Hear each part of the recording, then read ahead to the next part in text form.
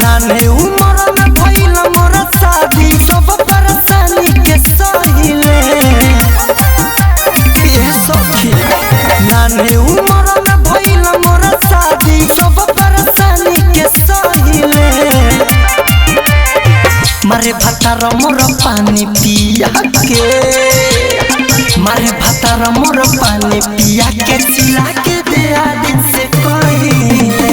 मारे भतार मोर पानी पिया के चिल्ला के दे दिन से कहिले।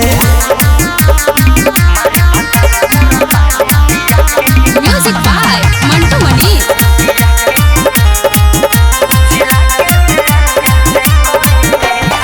मरद के जाति सखी होला कसैया, होखे दर्द करे लागी दहिया दहिया। मरदा हमारा माया न करे, सखी साथे उ हवे निरदैया। मरद के जाति सखी होला कसैया, होखे दर्द करे लागी दहिया दहिया।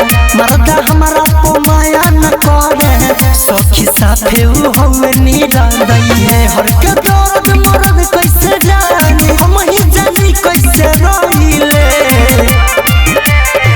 मारे भतार मोर पानी पिया के, मारे भतार मोर पानी पिया के चिल्ला के दे दिन से कहिले। मारे भतार मोर पानी पिया के चिल्ला के दे दिन से कहिले।